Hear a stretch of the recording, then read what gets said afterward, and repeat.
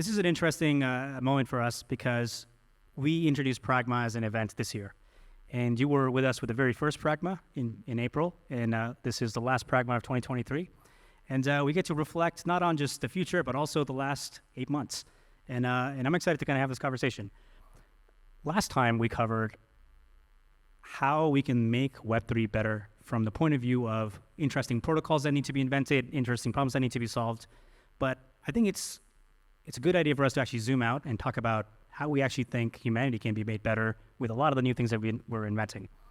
So we're going to kind of shape around a lot of these things, and I'll kind of, in a way, be in a lot of tangents, and we'll kind of cover all the topics that we think are interesting.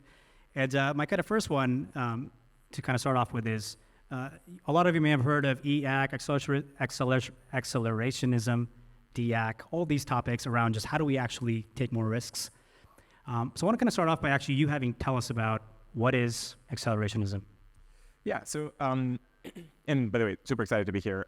Love the Pragma series and all of everything that you do with us to help connect everybody and build great things in the future. So accelerationism came out as a response to some decelerationism that was being talked about. So in the effective altruist community. So the effective altruist community has been trying to create a structure where people around the world are thinking very rationally about how they spend their time and their effort and resources, and try to maximize the utility and the improvements to humanity globally. And so there's a lot of, tons of people around the world are thinking more carefully about what they do and what they do it and so on to try and maximize the utility broadly. That's kind of where the effective part is about making sure that you're doing a good job at altruism, which is, improving things for everybody. Now, among that, there's a whole branch of the EA community that has been very worried about AI risk. And so there's some amount of decelerationism that comes from that in saying, hey, no, hold on, AI might actually be extremely risky, and we should be careful about deployment. That strand ended up giving rise to and connecting with many other communities, much broader and different from EA, that are broadly just afraid of technology, or broadly think that technology doesn't have much to offer, or that broadly, big tech or whatever is just making the world worse. And so there's like this broad meme about decelerationism happening, in various different places. And so accelerationism came in as a big counter to that and saying, no, like remember, science and technology greatly improve humanity. When you look back and think about all of the great improvements that we've had in the last few centuries, last few millennia, you can trace often back to some important understanding leaps. You can find the scientific improvements that gave us those benefits. You can think about the technologies that delivered those scientific improvements into some public goods or some infrastructure or some products that people ended up using. So think of like aqueducts back in, thousands of years ago, or like agriculture and irrigation systems, or public sanitation, or the printing press, or, carts and the internet. And now, the internet, telecommunications, all the way to the internet. So accelerationism is saying, hey, no, hold on, like there's an enormous amount of benefit that the world gets out of science and technology being deployed as fast as we can. And where this kind of like fight emerged between kind of the people saying, hey, hold on, let's slow things down, against people saying, let's accelerate things. Now, the nuanced thing here is that most EAs are actually accelerationists that want things to go faster, want the science and technology to go way faster, except for things that might cause massive amounts of harm, including things like making AI in an unsafe way.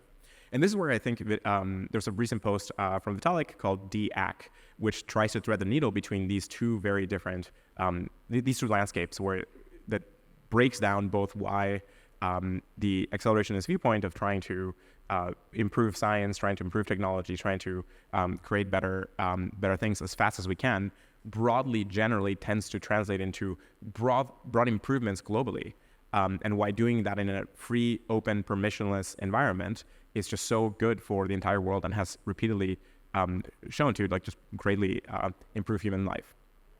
However, this is where think Vitalik did a great job here navigating. However, there's a part where you want to be differential in which technologies you improve. So this is an EA idea of saying, let's build technologies that are risky carefully and think about how they might be deployed. And along the way, think about other technologies that give you the safeguard or safety relative to that technology. And then think carefully about which things you prioritize. Think carefully about which technologies you build first, or which technologies you build in what rate, and who you give access to them, and so on. So that's the kind of, so Vitalik has a great post that you can go and check out that kind of threads the needle between these two landscapes, and that's what DAC is. And there's a lot of good ideas there about thinking about defensibility, decentralization, and across a few different categories. So, for example, bio, you want to be able to use great innovations in bio to improve humanity, like cure diseases, solve all kinds of fundamental problems, think about longevity, and so on. And at the same time, you want to be careful about creating vectors for massive harm, where people are like engineering pandemics or things like that. So there's things like bio. There's things like communications infrastructure. There's things like economics and governance technologies. There's energy. Energy. So all of these areas, you want to both build great technology that can improve how the world works, and you want to try and diffuse it to everybody as fast as you can, because that creates an enormous amount of utility globally that improves people's lives. However, you want to make sure that you're doing so carefully, and that you don't accidentally end up creating massive amounts of harm. And yeah, that's kind of the summary of like that landscape. That's a better summary than ChatGPT did for me. Good. I'm still not gonna be replaced yet. Hanging on, from a cliffhanger. So obviously, when people kind of talk about accelerationism, they talk about bio as longevity, like nuclear energy, and kind of a lot of the infrastructure improvements around kind of standard of living for people. Where does kind of crypto fit in, and how do we think about that, and what does that actually do from a technological standpoint for us? Yeah. So I think crypto is an extremely, extremely important set of technologies that enable us to build a better infrastructure for economies and governments worldwide. And this starts in both the large scale, kind of rewrite how a country works economically, all the way to the small scale of how you transact with other people, how you support other people, or how groups organize their work and organize their systems. And so I think and what I find extremely, extremely powerful about crypto and Web3 is that we're working with software eating mechanism design, eating economics, and we're creating extremely powerful levers that can organize humans and organizations and even nation states at a massive scale. And so by deploying new kinds of infrastructures and new kinds of infrastructure, new kinds of incentive structures, new kinds of like small, even simple smart contracts, you can rewrite and rewire how massive scale systems operate. And that's an enormous amount of potential, which I find super exciting. What are kind of some examples of thinking about a better government or economic structure? Yeah, so everything.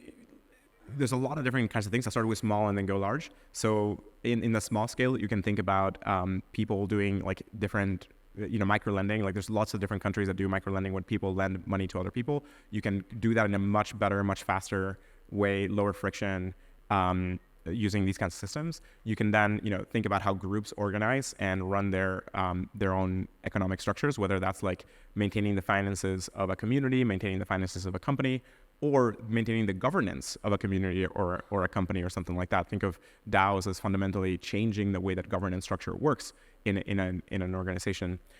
You can think of larger and larger scales, like create broad support structures for larger and larger communities. So for example, things like coming up with new economic models, for example, UBI, where you can have large communities, potential pretty massive scales, create a distribution structure for wealth that ends up giving people access to a basic income. And you can think of that being put in place even by large-scale global governments, where you can use crypto to build UBI systems. You can use crypto to build other kind of economic structures. So one thing that I'm particularly excited about is changing the nature of how capital works, being able to wire in perspectives about how that capital is getting used and what it's going to. Think of things like the entire being able to use financial structures to improve our work in certain goals, like carbon credits are a concrete example of making a financial instrument to try and reverse climate change and trying to make the world greener. You can do all kinds of, and that took an enormous amount of work to develop and deploy. Like, it was a huge international effort from many governments and many corporations and so on to try and boot up that system. In crypto, you can just write a few lines of code and build a thing like that and build a structure that works in that way. And so we've now seen over the last few years a proliferation of very different kinds of instruments kind of like that. So for example, renewable energy certificates, or certificates of people planting trees, or doing other kinds of like carbon offsetting. Yeah, doing like useful, valuable, public goods oriented work. And so you can use crypto to build very large scale systems that can do that kind of public goods valuable work. And I think that we really have these magical superpowers with crypto and blockchain to rewire how the entire world works. And it's just at your fingertips with some smart contracts. Remember how powerful some of these are? Like the entire, think of Bitcoin or even Filecoin as just a couple of incentive structures that amass an enormous amount of resources, right? So in Filecoin, there's just one incentive structure that releases some currency for adding storage to the network, and that on its own brings an enormous amount of storage and assembles it from around the world. And so think of being able to do that kind of stuff, but for other sort of systems like carbon sequestration, or renewable energy build-outs, or all of that kind of stuff. So think of you really think of this as kind of, you're a wizard with like magical superpowers, and you have to like do the right incantation to then cause this massive amount of impact that can scale into the world. I mean, I'll add on to the Bitcoin side of this, which is the incentive is you get to mine this thing by hashing this math function, and then suddenly you have these operations that are consuming more power than countries just to get this magic internet money, and you just never thought this would kind of make this hundreds of billions of dollars of an industry just because somebody said this is how we think it should work. One incentive structure, boom, like that's scale, right? And so if you can create systems that are that straightforward and that simple and that scalable, you can move mountains. You can totally change the world. It's just, it's important to aim for good outcomes, right? So the Bitcoin example also shows you that you can accidentally have bad consequences, like the Bitcoin proof of work function doesn't do anything useful, just wastes and dissipates energy, which like that's not good. Like you can, at its best, you can maybe say it's like soaking up some excess energy from a grid, but in reality, it's just massive operations that are just wasting energy, driving up the price for others and so on. So I think consider it pretty harmful. Now you can use that same incentive structure to produce extremely valuable things, right? So in Filecoin, we think about it as like creating useful storage out of it. In the refi space, you can think of, imagine doing a block reward structure, but for carbon sequestration, right? Sequester as much carbon as possible and try to kick off this global race to do that.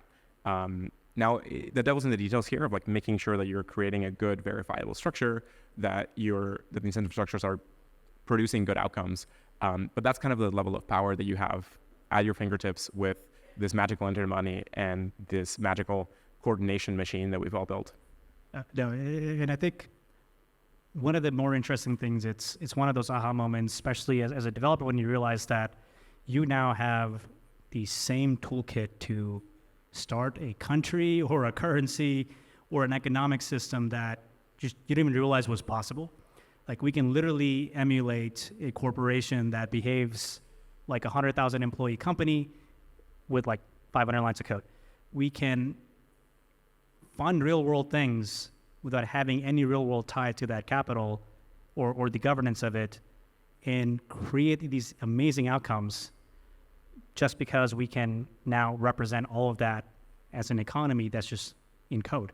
And that's effectively what I feel like haven't fully realized the full power of it. And it creates just some really cool and incredible outcomes. So I do want to talk about some of that. Let's talk about how does that get leveraged to make research better in the world? Yeah, so one of the things that I'm super, super excited about is accelerating the R&D pipeline to produce way better technology for the world and produce way more scientific discoveries by using these kinds of incentive structures, right? So as you saw in the early video, like we're very inspired by the potential that we have as humans, and we reasoned that the amount of science and the amount of technology that we make is kind of like the leverage point there. And so what can we do to accelerate the R&D pipeline with these magical superpowers? So I'll give a few examples of possible things. First off, you can think of funding structures for the different stages on the R&D pipeline. So one of these pieces is like there isn't a ton of, well, first off, you can give funding to science. So first off, you can create grant structures to fund a lot of scientific work. There's many fields that are underserved. There's many fields where the traditional grant structures are extremely hard to reach, or scientists around the world that don't have good governments investing in scientific research, and it's very difficult for them to access capital from other countries. And so you can, with crypto, you can create a scientific funding agency that's global, that really kind of gives you funding wherever you are based on the merits of the work. So you can build like an international agency, scientific funding agency. Then second, you can think of the science translation part of, hey, suppose we have some good scientific discoveries. How do we make some technologies out of them? Usually this is what's known as the valley of death, where most ideas go to die because there aren't good funding structures here. Governments tend to not fund this stage, and this is way too early for VC to get in and invest here because it's like extremely high risk and it tends to be negative financial ROI. So VCs just cannot invest in this area. The usual thing that you hear is like VCs can't invest in science projects, and this is sort of what they mean. And so this area is tragically underfunded. There's no good agencies out there that can fund this piece. We could build a crypto structure to do that, whether it's an agency deploying funding with public goods structures or using other kind of mechanisms and incentive fields. An example here is that you could go and restructure and reframe how IP works, which is usually the incentive field is supposed to be here, or you can abandon that kind of incentive field and create a new one, like retrospective. You can use retrospective funding rewards here to reward the work that ended up producing good, viable technologies that can be put into products. Then, in the capital side of now funding product development, like once you have good technologies that can be put into products, you could lean on the existing VC infrastructure, but that has all kinds of access problems and biases and so on. You could build a new kind of VC structure with crypto native systems, and that is much more transparent, much more open, much more aligned to the goals and outcomes that the community wants to have. So you could have like a crypto-powered VC infrastructure to support the development of startups and products in their scaling. And you can also do this without financial ROI. You can, of course, have funding structures that are public goods oriented, that are about achieving those direct outcomes. There's a lot of groups and projects in the space thinking of these kinds of public goods funding infrastructure for these kinds of projects to scale. Gitcoin is a good example of doing this now at a pretty large scale. Then if you kind of go a little bit deeper into the incentive structures, you can even create new sorts of instruments. So you can think of currency as a fundamentally really valuable innovation and really valuable technology that we discovered very early on, and that ended up powering lots of infrastructure and lots of our commerce and society and civilization. You can come up with inventions of that caliber. And in the science field, there's a way of doing this with a thing called impact certificates or hypercerts. So if you can kind of think about wrapping the credit of having built something into a certificate that you can sell, that simple act of bottling the credit and creating a financial instrument that allows you to trade that and transfer that to other people which is similar to currency. A currency bottles up utility of some actual physical object or some service. Currency bottles that utility and allows it to be traded. You can do that same thing with the credit of having done something good and sell that into a market of willing buyers, and that gives you a fully a retroactive and proactive funding system for scientific work at massive scale, which is super, super exciting, right? Like that kind of stuff can get built. Maybe just to kind of have this sink in fully, what's like a crazy world scenario that you can think of in the next 5 to 10 years of these R&D structures kind of just redefining or matching the scale of some existing programs? So when you think about the R&D spend in the world, you can look at countries as being the biggest spenders in R&D. So tons of the technology that you have today traces its roots back to some scientific improvements that got funded by some governments globally. And when you look at the scale of the funding there, it's kind of in the order of tens of billions per country, at least the big countries. I think the US is spending somewhere in the order of like $60 to $80 billion every year on research. And this is like non-defense oriented research. The defense oriented research that's per week. Yeah, exactly. Much larger. And China is also very, very big there. There's lots of countries that deploy some amounts. But $60 billion is not that much. If you can think of crypto networks. What's the market cap of Bitcoin? Like, I don't know, somewhere around 0.5 to $2 trillion.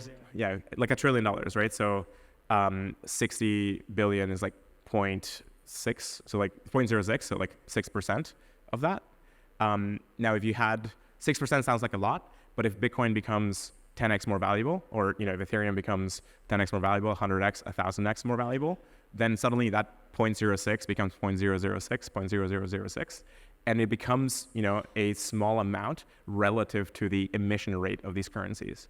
And so one idea that I find extremely fascinating and super compelling is that we could, with blockchains, if we allocate some amount of the token supply to go to funding broad public goods, including science, including R&D, then you could have funding for science and technology development at the scale of nation states, starting with small countries and then eventually getting to the scale of something like the US or China and potentially exceeding it. So can you imagine how the world would be different if suddenly the crypto community was funding R&D more than the US and China? Like that completely changes the world. And that's accessible to us. That's only within 2 or 3, maybe 4 orders of magnitude of value increase. So if you look back, we've done more than that in the last 10 years. So in the next 10 years, we could hit this, right? And so I find that extremely, extremely compelling. Now, is that after or before you buy the Constitution through a DAO? Yeah. Get in, losers. We're going to go fund science. Well, I do want to also talk about non-kind of science and R&D stuff. So one kind of common theme here for IPFS, P2P, and just Filecoin is a better incentive structure for computers and the internet across the world. How do you think about the evolution of the internet, and what does like a better internet look like? Yeah, and this is what got me into crypto in the first place, because I didn't kind of expect or predict that the R&D side was going to be able to be doable with crypto. When you think about the internet, you have this amazing superpower machine. You think of the internet as this like huge nervous system that connects all of us, and we access it through these like magical rectangles that we get to like look into and touch and so on and speak into, and soon enough like think into. And these are like this portal that you can get to access everybody else and organizations and countries and so on. And how that internet works, what the properties of the connectivity actually are, like who is allowed to access the internet, who is allowed to access the internet, how much or where, or whether or not you're like allowed to access specific other people or specific other organizations. Those properties end up being the difference between having amazing superpowers or not.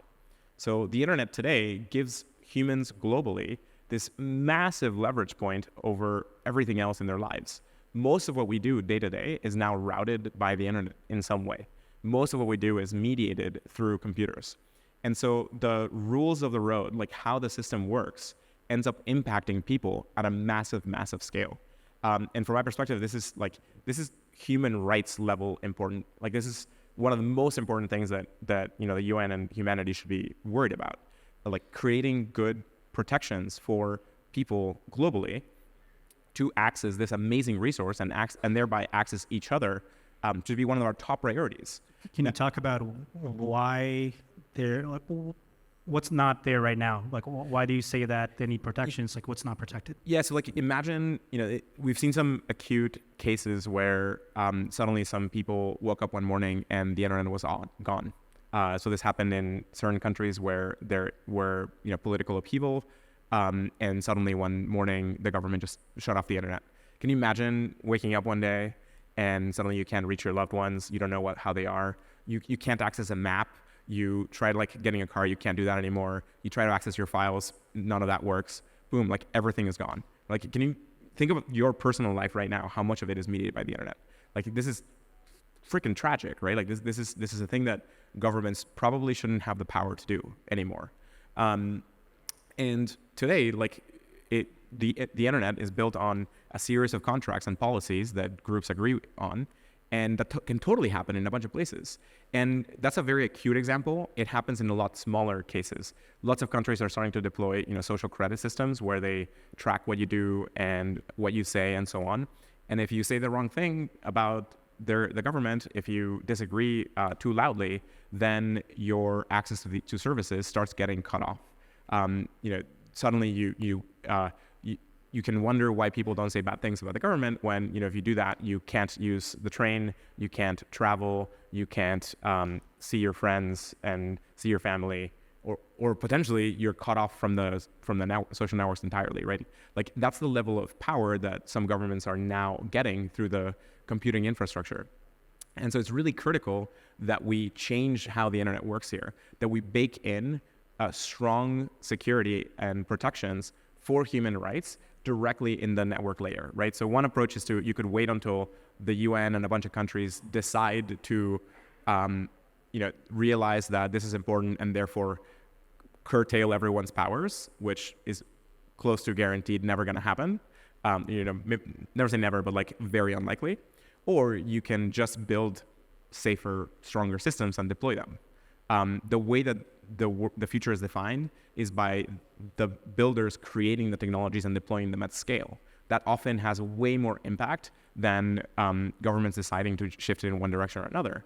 And so you can, with Web3 and with crypto, create a dramatically safer and better infrastructure for the world. You can create systems that are censorship resistant. You can create systems that are privacy oriented, that protect your ability to interconnect and talk to other people, that protect your ability to reach your loved ones.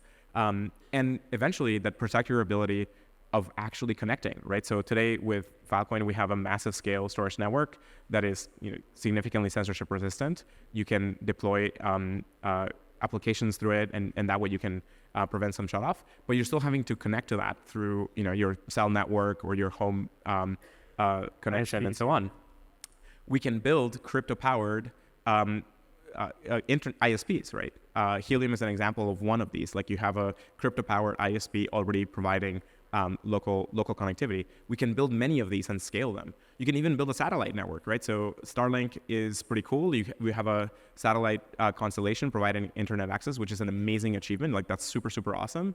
But it's controlled by one company and one country. So if your community is like not in their priority list, like you could find yourself like cut off from that connectivity. So we should have a decentralized, humanity first oriented satellite network, and you can build that with crypto. We could start shipping satellites and power that ISP with crypto. So like, that's a level of power here. Once you build something like that, you can bring connectivity to the whole world without having to ask for permission or allowing attackers to infringe on people's rights globally. So from my perspective, you can build a human rights preserving internet infrastructure by building the infrastructure with verifiability and with decentralization in the bottom. I think that is like, it sounds crazy, but that is actually the case. Like people are like, well, are you telling me that I can go launch a satellite on my own and try to give internet to people? Yes, you can. Yeah, you can. We've done it. CryptoSat is a startup. CryptoSat, yes. And they also run Dogecoin, unless I'm mistaken. Yeah. There's a Dogecoin server in space. Yeah. Yeah. So in fact, some of the hacks that we've done through ETH Global included DRAN, which is, has nodes in that satellite. So yeah, you can go ship a satellite into space. A, it's not that expensive. B, you can raise the money for it. C, you can build, human rights preserving infrastructure. So go do that. Yeah, and you can do that now. It's not in the future we'll be able to do this. It's all these tools are actually handy to us, and that to me is the actual incredible part of the power you get from cryptography now being more accessible to people, and all these economic incentives that make building the future a lot more exciting. Yep. Well, Juan, thank you so much for this amazing conversation, and hopefully you all get to ask him some questions later on outside at the audience after the next talk. I will take no questions while there are talks going on, so don't even try. All right, please give Juan a big round of applause. Thank you.